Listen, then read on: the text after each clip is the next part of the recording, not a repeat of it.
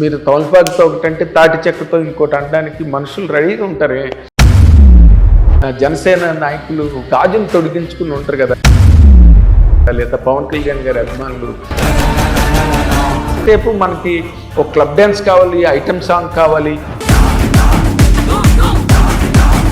గత 5 ఏళ్ళలో జరిగిన కదా సినిమా ఇండస్ట్రీ ఎన్ని ఇబ్బందులు ఎదుర్కోవాలో అన్ని ఇబ్బందులు ఎదుర్కొంది. హిట్ టీవీ అభిమాన ప్రేక్షకులకు స్వాగతం. నేను మీ నాగేంద్ర కుమార్. ఇప్పుడు బర్నింగ్ టాపిక్ ఏంటంటే అంబటి రాంబాబు గారు మొన్న ఆయన విధానంలో, ఆయన పద్ధతిలో హరిహర వీరమల్లు మీద, దానికి పెంచిన టిక్కెట్ల ధరల మీద, పవన్ కళ్యాణ్ గారి మీద ఒక రకంగా ఒకవైపున ఆయన మీద చాలా అవ్యాజమైన ప్రేమానురాగాలను కురిపిస్తూ అండ్ ఆయన హీరోగా సినిమా ఆడాలని ఆకాంక్షని అభిలాషని అభివ్యక్తీకరిస్తూ మాట్లాడి, మళ్ళీ మరో పక్కనే అంటే ఏదో అంటారు చూడండి, నోటితో పలకరించి నొసటితో వెక్కిరించడం అన్నట్టుగా ఆయన ఒక విచిత్రమైన వెర్షన్ని బయటికి వీడియో రూపంలో బయటికి వెలువరించడం అనేది మనం ఈ మధ్య మొత్తం అందరూ చూశారు. హరిహర వీరమల్లు అనేది ఫ్లాప్ అవుతానికి దగ్గరగా ఉంది, దీన్ని ఫ్లాప్ కానివ్వద్దు, ఇది హిట్ చేసే కార్యక్రమం చేయాలి, ఇది వైఎస్ఆర్ కాంగ్రెస్ పార్టీ కుట్రపూరితంగా ఫ్లాప్ చేయాలని ప్రయత్నం చేస్తుంది, ఒక్కొక్క టికెట్కి 600 రూపాయలు పెంచుకునేటటువంటి కార్యక్రమం. ఈ విధంగా దోపిడీ చేసే కార్యక్రమాన్ని పవన్ కళ్యాణ్ గారే సాక్షాత్తు చేయటం ధర్మమేనా? అయితే ఆయన చెప్పిన దాని ప్రకారం ఏంటంటే పవన్ కళ్యాణ్ గారు అధికార దుర్వినియోగం చేసి దోపిడీకి పాల్పడుతున్నాడు, టికెట్ రేట్లు పెంచి అనే ఒక పాయింట్ని కొత్తగా లేవనెత్తారనమాట.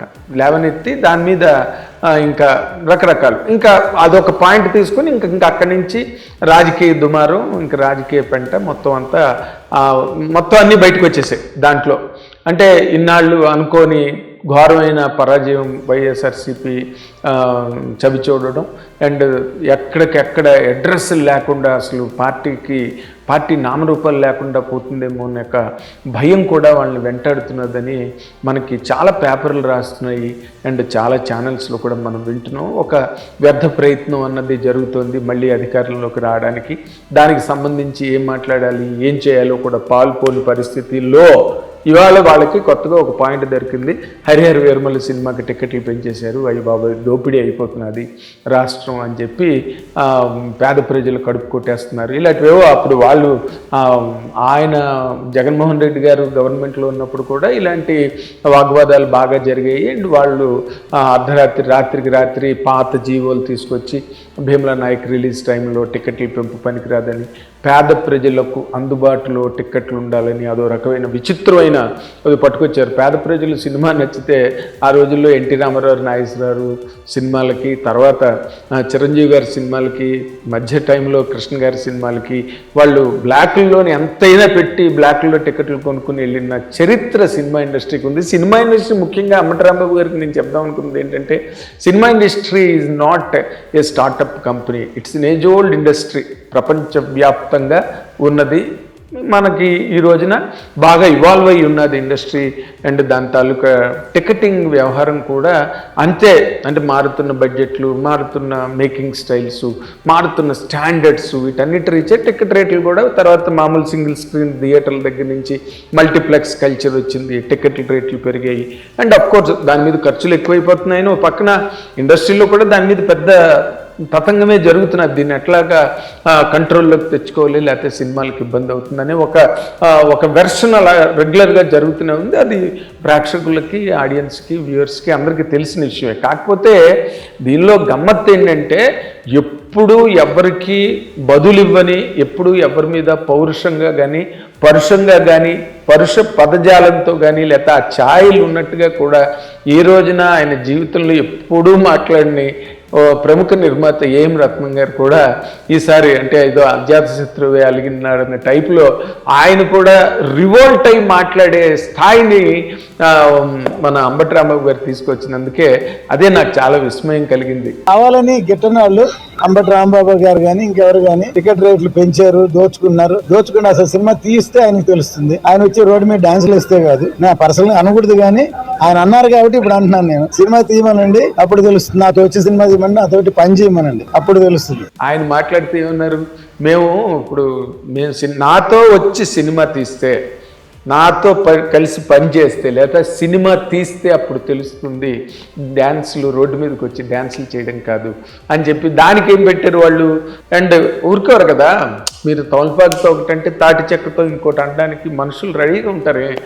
జనసేన నాయకులు గాజులు తొడిగించుకుని ఉంటారు కదా, లేదా పవన్ కళ్యాణ్ గారి అభిమానులు, ఎవరి అభిమానులు కూడా గాజులు తొడిగించుకుని ఉండరు. వాళ్ళు మనం ఒక మాట అంటే వాళ్ళు దానికన్నా పవర్ఫుల్ మాట ఒకటి అనడానికి ఎప్పుడు సిద్ధంగా ఉంటారు. ఈయన అన్న మాటలకి వాళ్ళ సంజన ఇంకొక లేడీ పేరు ఏదో పెట్టి వాళ్ళతో మాట్లాడడం కాదు అని ఇంకో రకమైన ఇవన్నీ ట్విట్టర్ వేదికగా ఇవన్నీ జరగడం అనేది చాలా అందరినీ ఆశ్చర్యపరిచింది. అండ్ అఫ్కోర్స్ ఏం రత్నం గారు అన్న మాటకి మాత్రం ఒకటి మనం ఒప్పుకు తీరాలి. ఎందుకంటే ఆయన 50 ఏళ్ళుగా సినిమా ఇండస్ట్రీలో ఉన్నారు. ఒక చిన్న మేకప్ మ్యాన్ లెవెల్ దగ్గర నుంచి తర్వాత విజయశాంతి గారి డేట్లు, విజయశాంతి గారి ప్రాజెక్టులు చూడడం వరకు, లేడీ అమితాబ్ అని ఆవిడ అనిపించుకునే కర్తవ్యం లాంటి సినిమాకి ఆయన బాధ్యతలు వహించి చేయడం, ఆయన సొంత సినిమాగా దాన్ని రిస్క్ చేసి ఆ రోజుల్లోనే చేయడం, అక్కడి నుంచి ఇంకా ఆయన తాలూకా ప్రస్థానం అందరికీ తెలిసిందే. ఈ రోజున పాన్ ఇండియా సినిమాల గురించి మాట్లాడుకుంటున్నాం కానీ ఆయన పాన్ ఇండియా అనే ఒక కాన్సెప్టే ఆయన సినిమాలతో ప్రారంభమైంది. భారతీయుడు కానివ్వండి, లేకపోతే ఒకే ఒక్కడు కానివ్వండి, ఇవన్నీ కూడా ఆయన చాలా భారీ ఎత్తున ఒక కంటెంట్ అంటే మెసేజ్ ఓరియంటేషన్ లేని సినిమాలు ఆయన తీయలే. ఏ రోజైనా మొట్టమొదట అర్జున్ యాక్ట్ చేసిన శంకర్ పిక్చర్ జెంటిల్మెన్ ఫస్ట్ ఆయన రైట్స్ తీసుకున్నప్పుడు కూడా దాంట్లో ఒక మెసేజ్ ఉన్నది, భారతీయుల్లో ఒక మెసేజ్ ఉంది, ఒకే ఒక్కళ్ళు ఒక మెసేజ్ ఉంది.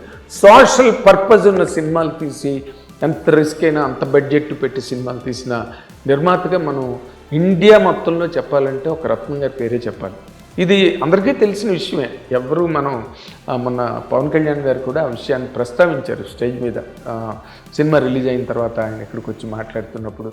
అలాంటి వ్యక్తిని పట్టుకుని వాళ్ళు ఇప్పుడు డబ్బులు దోపిడీ అనుకుంటే పవన్ కళ్యాణ్ గారు అసలు రాజకీయాల్లోకి రానక్కర్లేదు. అండ్ రాజకీయాల్లోకి రాకముందు కూడా వాళ్ళు సోషల్ సర్వీస్ అనే కాన్సెప్ట్కి కనెక్ట్ అయ్యి అటాచ్ అయ్యి మెగా బ్రదర్స్ చిరంజీవి గారు కానీ, నాగబాబు గారు, పవన్ కళ్యాణ్ గారు వాళ్ళు అంటే మన కళ్ళ ఎదురుగుండా ప్రత్యక్షంగా మనకు కనిపిస్తున్న విషయం గురించి నేను మాట్లాడుతున్నా. బ్లడ్ బ్యాంక్ పెట్టి దాని ద్వారా చిరంజీవి గారు, ఐ బ్యాంకు చిరంజీవి గారు ఎన్నో చేస్తూ ఇంకో పక్కన సామాజిక కార్యక్రమాల్లో అభిమానులు భాగస్వాములు చేయడం, అలాగే పవన్ కళ్యాణ్ గారు ఆయన దానిలో ఆయన పరిధిలో ఆయన ఎంతమందికో ఆయన సాయం చేయడం జరిగింది. అవన్నీ ఇండస్ట్రీ అందరికీ తెలిసిన విషయాలు, అవన్నీ పెద్ద కొత్తగా నేను ఇప్పుడు ఏదో యాక్రవ్ పెట్టట్లేదు. అలాగే మెగా బ్రదర్ నాగబాబు గారు కూడా వాటన్నిటినీ ఆర్గనైజ్ చేయడంలో దానివల్ల అవేమీ దాని నుంచి రెవెన్యూ జనరేటింగ్ ప్లాట్ఫామ్స్ కాదు ఇవి, హెల్పింగ్ ప్లాట్ఫామ్స్. అలాంటి వాటిలో వాళ్ళు ఎప్పుడో దశాబ్దాలుగా ఉన్న మనుషులు వాళ్ళు. మెగా బ్రదర్స్ చిరంజీవి గారు కానీ, నాగబాబు గారు కానీ, పవన్ కళ్యాణ్ గారు కానీ. ఓకే, పవన్ కళ్యాణ్ గారు అనుకోకుండా రాజకీయాల్లోకి వచ్చారు. ప్రజాసేవ అనే ఒక కార్యక్రమం అన్న ఒక కాన్సెప్ట్తో ఆయన రాజకీయాల్లోకి వచ్చారు, కష్టపడ్డారు, ప్రజల దగ్గరికి వెళ్ళారు, జరుగుతున్నది చెప్పారు, ఎలాగ ఆంధ్రప్రదేశ్ రాష్ట్రం అన్యాయం అయిపోతున్నదో అనే ఒక కాన్సెప్ట్ని ప్రజల్లో అందరికీ మాసెస్లోకి తీసుకెళ్ళగలిగారు ఆయన. అలాంటి తీసుకెళ్ళిన తర్వాత ఆయనకి 21 సీట్లు ఇచ్చి ఆయన్ని పదవిలోకి తీసుకురావడం జరిగింది. ఇవన్నీ TDP, BJP and Pawan Kalyan గారు, జనసేన ఇవన్నీ కాంబినేషన్స్ కూడా పవన్ కళ్యాణ్ గారి వల్లే జరిగాయి అన్నది కూడా చాలా వరకు అందరికీ తెలిసిన విషయమే. అలాంటి మనిషిని పట్టుకుని దోపిడీ చేయడానికి టిక్కెట్లు పెంచుకుంటున్నారు. దోపిడీ చేయాలనుకుంటే ఆయన రెగ్యులర్గా సినిమాలు చేస్తే చాలు, అక్కడికి వచ్చి ఊరికే రాత్రి పగులు ఆరోగ్యం పాడు చేసుకుని రాత్రి పగులు పొలిటికల్ క్యాంపెయిన్లు చేసి ప్రజలకు నిజాలు తేల్చి చెప్పి దాన్ని ఏ విధంగా మార్చుకోవచ్చు, ఎలా మలుచుకోవచ్చు, ఆంధ్రప్రదేశ్ ఒక రాష్ట్రంగా ఒక జాతిగా అక్కడ ఉన్న వాళ్ళందరూ కూడా ఎలాగ నిలదొక్కుని ఎదగచ్చు, అక్కడ పారిశ్రామిక రంగం ఏ విధంగా వేళ్ళు ఉనుకోవచ్చు, విద్యారంగం, వైద్య రంగం, అన్నీ ఆరోగ్య రంగం, ఇవన్నీ కూడా ఏ విధంగా వ్యవసాయ రంగం, నీటిపారుదల రంగం, ఇవన్నీ కూడా ఏ విధంగా బాగుపడచ్చు అనే దాన్ని ఆయన సవివరంగా సహేతుకంగా ప్రజలకు చెప్పి ఒప్పించి వాళ్ళందరూ ఆమోదంతో ఆయన అధికారంలోకి వచ్చారు తప్పితే కావాలని ఆయన ఏదో దోపిడీ చేయాలనుకుంటూ దోపిడీ ఎందుకు అనవసరం, దోపిడీ చేయాల్సిన అవసరం లేదు ఆయనకి. ఆయన రెగ్యులర్గా సినిమాలు చేసుకుంటే చాలు. అవన్నీ వదులుకెళ్ళి వెళ్ళారు. అండ్ నిర్మాత గురించి ఆయన పదే 100 సార్లు చెప్పారు ఏం రత్నం గారి గురించి. అలాంటి నిర్మాత, అంత గొప్ప నిర్మాత, కష్టపడి తీసిన ఈ సినిమాని నిలబెట్టి ముందుకు తీసుకొచ్చిన నిర్మాత అందుకనే ఆయన చాలా విచిత్రంగా అసలు నా కెరీర్లో ఎప్పుడు పవన్ కళ్యాణ్ గారు సినిమా ప్రెస్ మీట్లకు వచ్చి మాట్లాడడం కానీ లేకపోతే చిన్న చిన్న బయటలు ఇవ్వడం కానీ ఆయనకి ఎప్పుడు తెలియని వ్యవహారం అది. ఎందుకంటే ఆయన సినిమాలు వస్తే రిలీజ్ అయితే చాలు, ఆడిన సినిమాలు బ్రహ్మాండంగా దొళ్ళగొట్టి ఆడినాయి, ఆడని సినిమాలు ఆడలేదు, అందరికీ తెలిసిన విషయమే. కానీ ఈసారి ఆయన పనిగట్టుకుని నడుము కట్టుకుని ముందుకు వచ్చింది దేనికి అంటే ఏం రత్నం గారు లాంటి ఒక నిర్మాత అన్ని కష్ట నష్టాలకి ఎదురొడ్డి అన్ని లోతుపాతుల్ని అధిగమించి అన్ని ఎత్తుపల్లాలని దాటుకుని ఈ సినిమాని కంప్లీట్ చేసి రిలీజ్కి తీసుకొచ్చి పవన్ కళ్యాణ్ అభిమానులకు అందజేయడం అనే ఒక గొప్ప కార్యక్రమాన్ని ఆయన చేశారు. కాబట్టి పవన్ కళ్యాణ్ గారు కూడా అంత వైడ్గా వచ్చి 2 సార్లు 3 సార్లు మీడియా ముందుకు వచ్చి మాట్లాడడం జరిగింది. పైగా ఇప్పుడు జనసేన ఎవరైనా సరే ఈ సినిమా డబ్బుల కోసం చేసిందా లేదా ఒక ధార్మికత, హిందూ ధార్మికత, హైందవ సంస్కృతి లేదా హిందూ దేశం ఎలాంటి ఒడిదుడుకులని ఎలాంటి అరాచకాలకు లోనై ఈ భారతదేశంలో స్వంత దేశంలో ఇక్కడ హిందూ దేశంలో హిందువులు ఏ విధంగా బాధపడ్డారు, అసలు జిజియా ట్యాక్స్ గురించి ఈ జనరేషన్ వాళ్ళకి ఎవరికైనా తెలుసా? అసలు ఆ జనరేషన్లో ఉన్న వాళ్ళు మాత్రం చదువుకున్న వాళ్ళు ఎవరికో తెలుస్తుంది జిజియా ట్యాక్స్ గురించి. లేకపోతే హిందూ దేశంలోనే హిందువులు బతకడానికి ట్యాక్స్ కట్టాలని దేవాలయాలు పగలు కొట్టేస్తుంటే సోమనాథ్ టెంపుల్ బదులు కొట్టడం తెలియదా మనకి? ఎన్ని దేవాలయాలను ధ్వంసనాశనం చేశారు తురుష్కుల దగ్గర నుంచి తీసుకుంటే. అవన్నీ కదా, అది కదా కాన్సెప్ట్ అంటే. ఎందుకో కాశ్మీర్ ఫైల్స్ ఆడింది, రేపు 5వ తారీఖున దంగల్ ఫైల్స్ రిలీజ్ కాబోతున్నది. ఇవన్నీ ఒక నేషనల్ ఇంటిగ్రేషన్కి సంబంధించిన విషయాలు.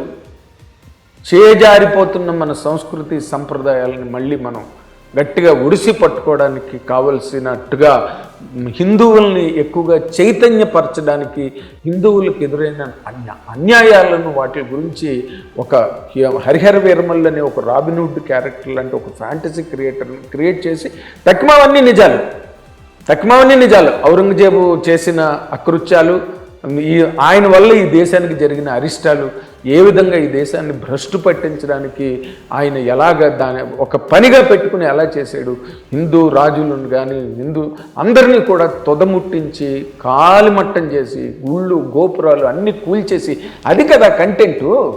ఇది డబ్బులు చేసుకునేది అయితే ఆయన మామూలుగా Gabbar Singh kind of cinema చేయొచ్చుగా, అలాంటి సినిమా కాదు కదా ఆయన ఎత్తుకున్నది. ఇప్పుడు జనాలు అసలు మనకి ఎంతసేపు అక్బర్ పాదుషా గారు, షాజహాన్ గారు తాజ్మహల్ కట్టించాడు, నూర్జహాన్ గారు లవ్లో పడి కట్టించాడు, అన్నీ కంటెంటే మనం చిన్నప్పటి నుంచి చదువుకున్నాం తప్పితే జిజే ట్యాక్స్ ఎవరు బాగా హిస్టరీ చదువుకున్న వాళ్ళు, హిస్టరీ స్టూడెంట్స్కి అయితే అది అర్థమవుతుంది తప్పితే జిజే ట్యాక్స్ ఎవరికి తెలుసు? అవన్నీ అటువంటి కంటెంట్ని తీసుకొచ్చినప్పుడు ఈ రోజున నార్త్ సైడు ఇలాంటి ఒక అవేర్నెస్ ఉన్న సినిమాలు బాగా ఆడుతున్నాయి. ఇప్పుడు మనం కూడా ఎంతసేపు మనకి ఒక క్లబ్ డ్యాన్స్ కావాలి, ఐటమ్ సాంగ్ కావాలి, అమ్మాయి వచ్చి అర్ధనగ్నంగా స్టేజ్ ఆ డ్యాన్స్ చేయాలి కెమెరా ముందు నిలబడి, దానికి ఒక మాస్ ట్యూన్ ఉండాలి.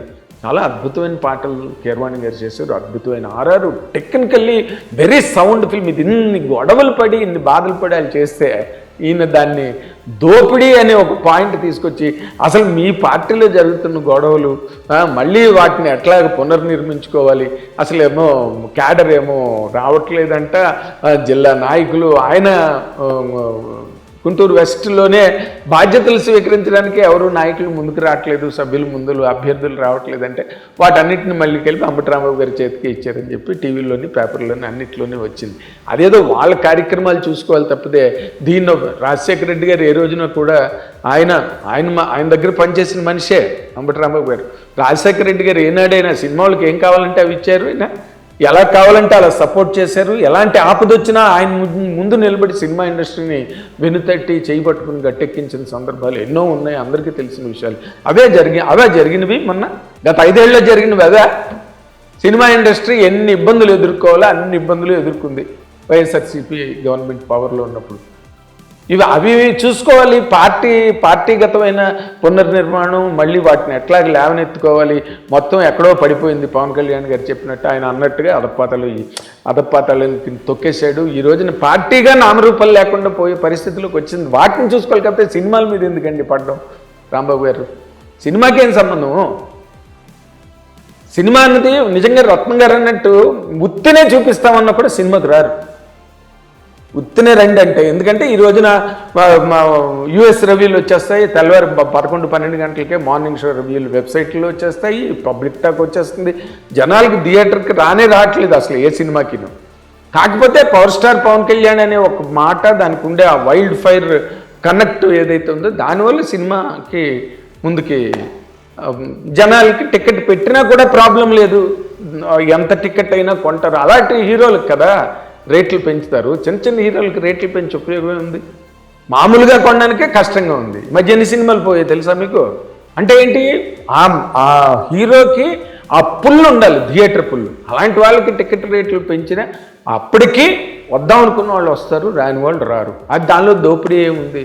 కానీ ఇవన్నీ ఓ పక్కన పెడితే రత్నం గారు ఎప్పుడు మాట్లాడిన వ్యక్తి, అసలు ఆయన ఎన్నిసార్లు అడిగినా ఏ విషయం మాట్లాడిన వ్యక్తి చేత అంబటి రాంబాబు గారు మాట్లాడించినందుకు మాత్రం అంబటి రాంబాబు గారికి అభినందనలు తెలియజేయాలి ఈ విషయంలో మాత్రం. Thank you very much. Hit TV app, ఇందులో short news, live news, entertainment shows, movies, digital magazines తో పాటు మీ జిల్లా వార్తలను కూడా ఫ్రీగా చూడొచ్చు. ఇంకెందుకు ఆలస్యం, వెంటనే హిట్ టీవీ యాప్ ని డౌన్లోడ్ చేసుకుని ఫ్రీగా ఎంటర్టైన్మెంట్ పొందండి. Hit TV app. Hit TV app. Please download Hit TV app. Hit TV యాప్ని ఫ్రీగా డౌన్లోడ్ చేసుకొని ఎంజాయ్ చేయండి. మీకు నచ్చిన ఎంటర్టైన్మెంట్ కోసం హిట్ టీవీ యాప్ ని ఫ్రీగా డౌన్లోడ్ చేసుకుని ఎంజాయ్ చేయండి. హిట్ టీవీ యాప్ని డౌన్లోడ్ చేసుకుని ఆస్వాదించండి, ఆశీర్వదించండి. ఇంతమంది సెలబ్రిటీలు హిట్ టీవీ యాప్ ని డౌన్లోడ్ చేసుకోండి అని చెప్తున్నారంటే ఎంత మంచి యాప్ ఆలోచించండి. అమెరికా అమెరికా అమెరికా అమెరికాలో చదవాలనుకునే వాళ్ళకి విశ్వసనీయమైన పేరు మన శౌర్య కన్సల్టెన్సీ. UK లో 1 year masters, UK లో 1 year masters, 2 years work permit up to 5 years visa. Contact Saurya Consultancy. Contact 89851 89851.